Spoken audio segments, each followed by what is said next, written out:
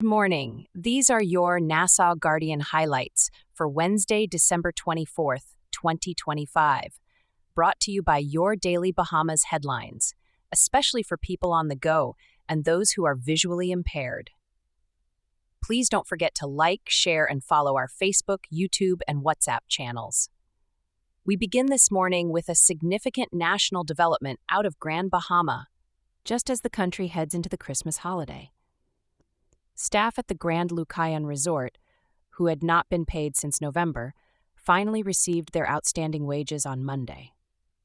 Director of Communications in the Office of the Prime Minister, Latre Raming, confirmed that the government, along with partners connected to the resort, intervened to resolve the issue before Christmas.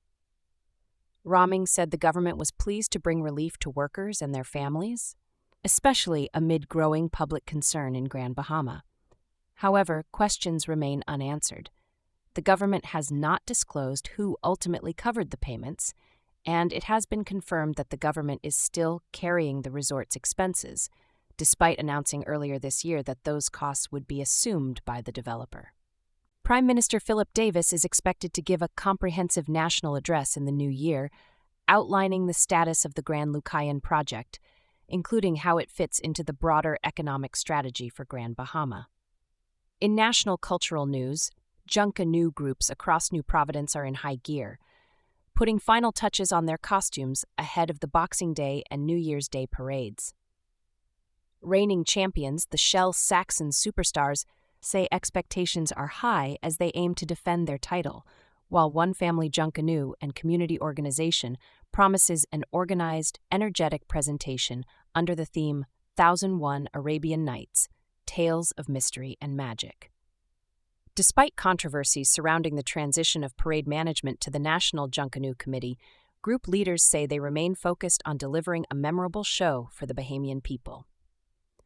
On the crime and court front, 3 minors have been charged in Mahallers in connection with thefts from the Fort Charlotte straw market. 2 12-year-old boys are accused of stealing jewelry and souvenirs valued at more than $2,600 on 2 separate occasions, while an 11-year-old boy is accused of receiving stolen items. The children were granted bail and placed under strict curfew, with the matter returning to court in March. The case has reignited concern about youth crime and supervision during the holiday season. Also making headlines, a notorious figure in Bahamian criminal history is back before the courts. Courtney Gardner, who was convicted of burning down the Nassau straw market in 2001, is now accused of smashing vehicle windshields with rocks and a conch shell along West Bay Street. He was remanded to prison for a psychiatric evaluation, with the court set to receive a mental fitness report in February. Turning to public safety, police confirmed that private security firms will assist law enforcement during the Junkanoo parades, as part of a robust, zero-tolerance security operation. Senior police officials say uniformed and plainclothes officers, rapid response teams, and real-time monitoring will be deployed. Firearm license holders will not be allowed to bring weapons to the parades, and residents are urged to follow traffic advisories and celebrate responsibly. In community news, Bahamas Power and Light and the Bahamas Electrical Workers Union brought Christmas cheer to the Ranfurly Home for Children, donating $8,000 along with gifts including shoes, bracelets, and gift cards. The event featured food, games, and fellowship, with organizers emphasizing the importance of giving back to vulnerable children during the holiday season. Now to today's editorial and letters to the editor, which receive strong and thoughtful attention in this Christmas Eve edition.